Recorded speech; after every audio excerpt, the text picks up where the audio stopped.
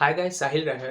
सो यार, इस वीडियो में मैं अपनी खुद की परसिस्टेंट का इंटरव्यू एक्सपीरियंस आपके साथ शेयर करूंगा। सो यार, मेरा परसिस्टेंट सिस्टम में भी सिलेक्शन हुआ है, प्लस कॉग्निजेंट में भी मेरा प्लेसमेंट हुआ है। सो कॉग्निजेंट का मैं इंटरव्यू एक्सपीरियंस के ऊपर ऑलरेडी वीडियो बना दिया हूँ, उसका लिंक मैं डिस्क्रिप्शन बॉक्स में दे दूंगा, उसे ज़रूर देखना। कंप्लीट मैं टेक्निकल राउंड में क्या मुझसे क्वेश्चंस पूछे गए थे, एचआर राउंड मेरा कैसा था, स्टार्टिंग के का जो एप्टीट्यूड टेस्ट होता है, सो कंप्लीट मैं उसके बारे में डिस्कस किया हूँ। उस वीडियो को जरूर देखना। और इस वीडियो में मैं कंप्लीट परसिस्टेंट सिस्टम के बारे में बात करूंगा। सो यार, अगर आप प्रिपरेशन कर रहे हो प्लेसमेंट की, या आप थर्ड ईयर स्टूडेंट हो या सेकेंड ईयर स्टूडेंट हो, तो ये वीडियो मेरा काफ़ी हेल्प करेगा उसका सिलेक्शन प्रोसेस जानने में। और जनरली मैं इंजीनियरिंग एंट्रेंस एग्जामिनेशन के ऊपर वीडियो बनाता हूँ, लेकिन इसके बाद प्लेसमेंट से रिगार्डिंग भी वीडियो आपको मेरे चैनल पे देखने को मिलेगा। सो चैनल पे नया हो तो चैनल को सब्सक्राइब कर देना। इसके लिए मैं चैनल पे अलग से एक प्लेलिस्ट बना दूंगा प्लेसमेंट से रिगार्डिंग, जहाँ पे आपको इसके रिगार्डिंग वीडियोस मिलते रहेंगे, और कैसे प्रिपरेशन करनी है उसके लिए रोड मैप क्या होता है, सो वो मैं कंप्लीट प्रोवाइड करूंगा। सो चैनल से कनेक्ट रहना, और हमारा टेलीग्राम ग्रुप भी है, उस ग्रुप को आप ज्वाइन कर सकते हैं। तो यार, इसके बाद मैं अपने लैपटॉप स्क्रीन पे चलता हूँ, और वहाँ पर कंप्लीट डिस्कशन हम लोग करेंगे कि मेरा क्या एक्सपीरियंस रहा था परसिस्टेंट सिस्टम का। So let's start our discussion.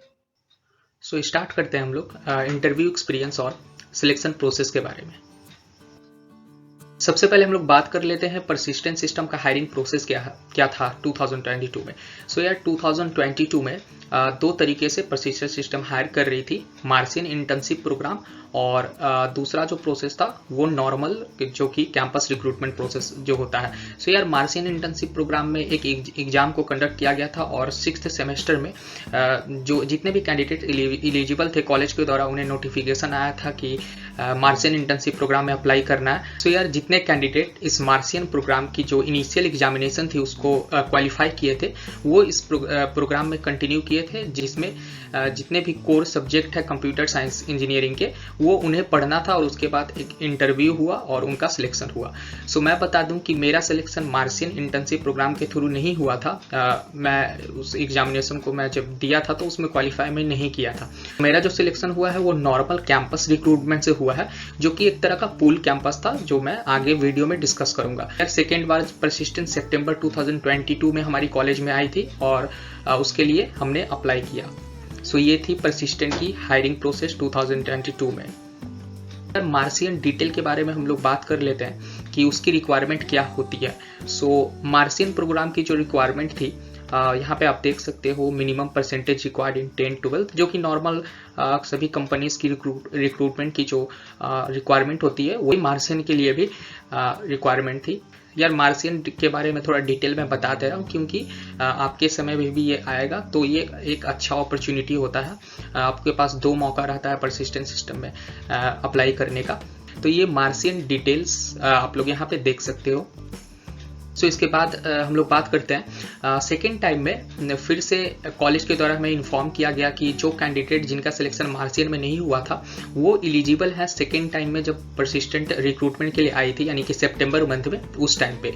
सो यार, हम लोगों ने फिर से अप्लाई किया, और आई थिंक टोटल 80 ऐसे कैंडिडेट्स थे। CAC जनरली जो परसिस्टेंट होती है वो CAC और IT ब्रांच को ही रिक्रूट करती है, तो हम लोग टोटल 80 कैंडिडेट थे जो फिर से उसके लिए अप्लाई किया।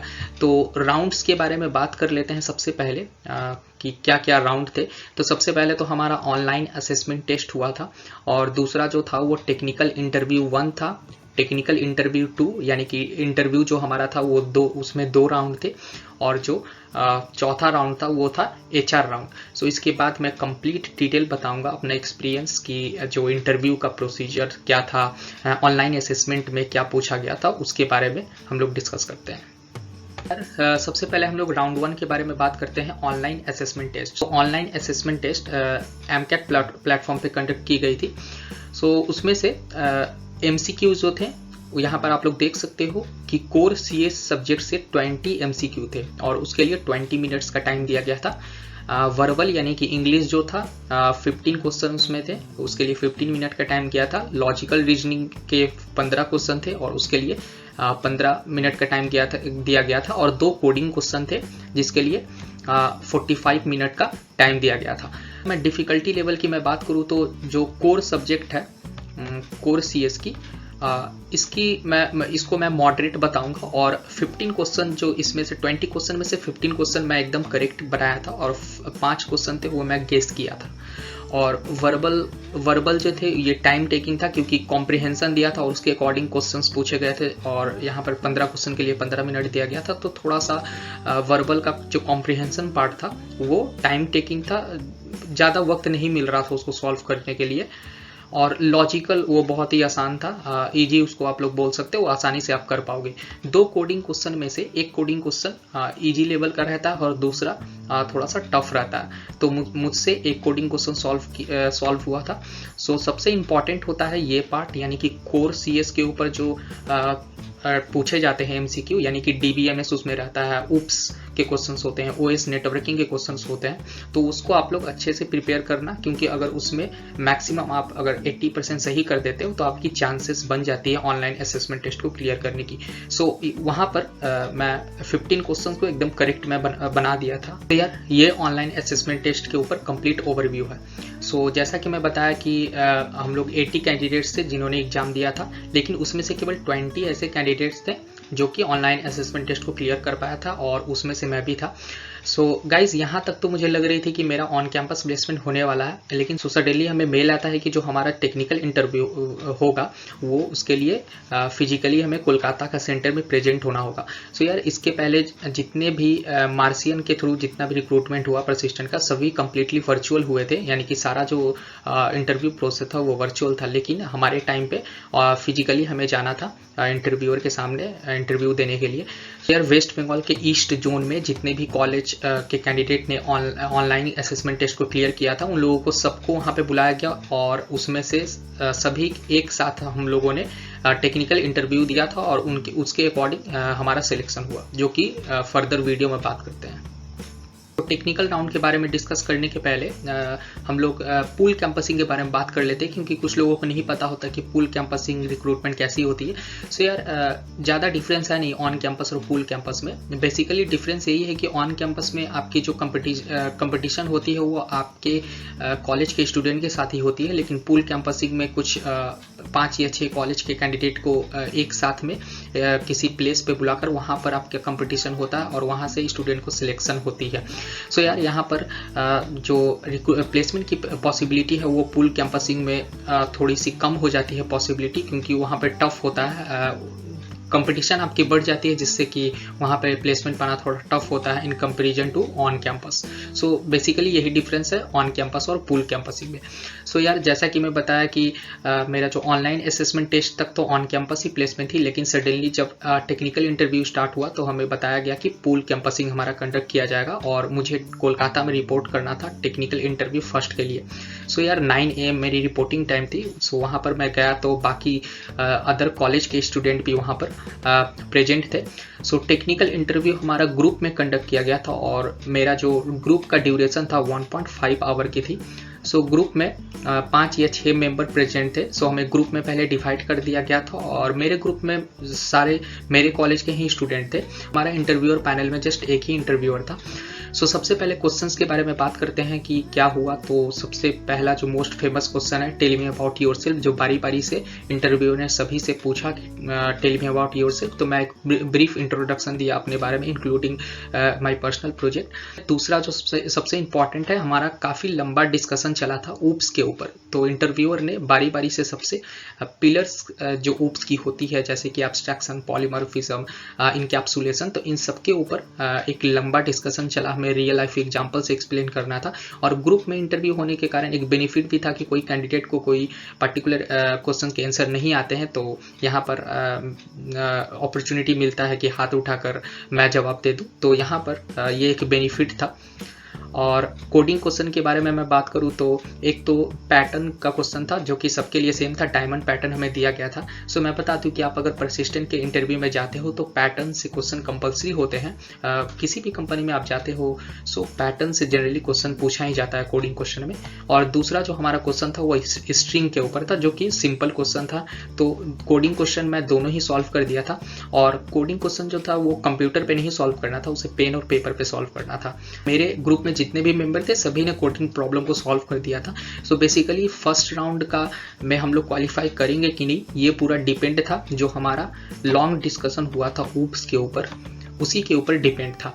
सो यार टेक्निकल इंटरव्यू के ऊपर में ये सारे क्वेश्चंस को पूछे गए थे, जो कि 1.5 आवर का ड्यूरेशन था। इसके बाद जो नेक्स्ट डे हमें टेक्निकल इंटरव्यू 2 के लिए बुलाया गया था, लेकिन उसके पहले 2 के लिए वही एलिजिबल कैंडिडेट हो सकता है जो टेक्निकल इंटरव्यू 1 को क्वालिफाई करता है। सो यार उस दिन ही रात को मेल आता है कि हम लोगों ने जितने कैंडिडेट क्वालिफाई किए थे उनको मेल आया था। सो मुझे भी मेल आया था कि मैं क्वालिफाई कर लिया हूँ टेक्निकल इंटरव्यू 1 को। और सेकेंड डे जिस दिन हमारा टेक्निकल इंटरव्यू 1 हुआ था उसके ठीक एक दिन बाद ही हमारा टेक्निकल इंटरव्यू 2 था।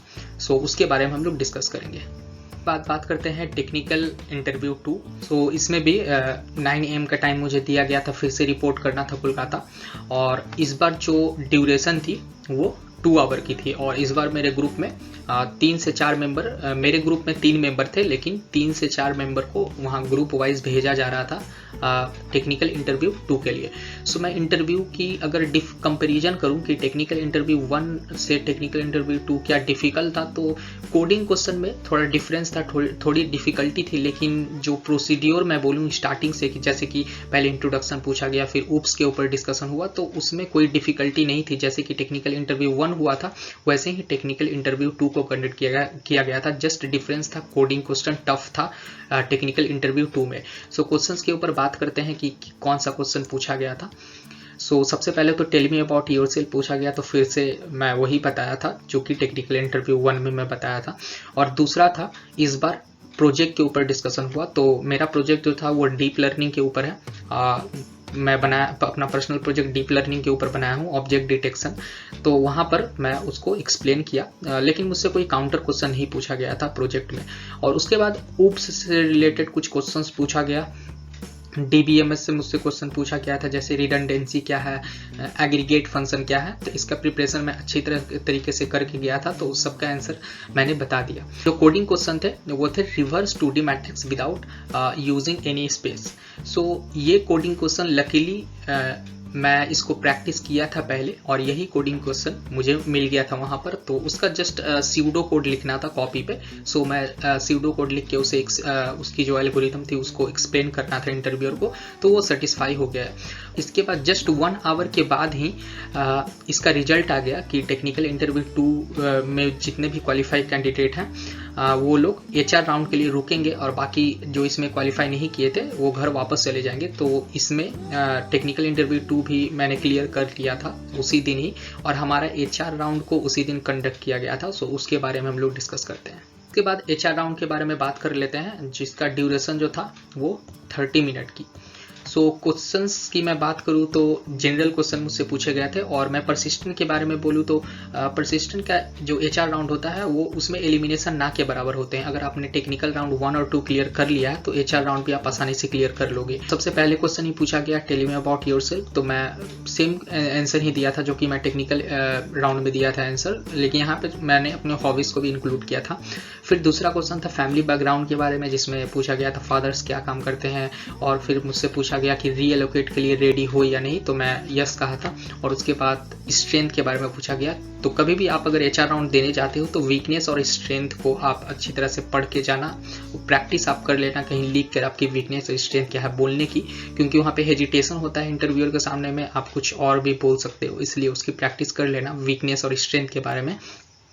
सो यार ये थी मेरा कंप्लीट डिस्कशन, कंप्लीट मेरा एक्सपीरियंस अबाउट परसिस्टेंट सिस्टम। सबसे पहले तो मुझे कॉलेज की तरफ से कंफर्मेशन आता है, ठीक उसके 1 वीक के बाद कि मेरा सिलेक्शन हो गया है। और उसके बाद मुझे कंपनी की तरफ से भी कंफर्मेशन मेल आ जाता है। और अभी मैं करेंटली उसका ट्रेनिंग प्रोग्राम में को कंटिन्यू कर रहा हूँ। सो उसके ऊपर भी मैं वीडियो बना दूंगा कि उसमें क्या मेरा एक्सपीरियंस अभी है। तो यार आई होप आपको ये हेल्प करेगा। सो मेरे चैनल से कनेक्ट रहना, चैनल को सब्सक्राइब कर देना। यहाँ पर आपको और भी कंपनीज का प्लेसमेंट के ऊपर डिस्कशन मैं करूँगा, और यार मैं प्लेसमेंट के ऊपर रोड मैप भी आपको प्रोवाइड करूँगा। सो चैनल को सब्सक्राइब कर देना और चैनल से जुड़े रहना। Thank you for watching my video.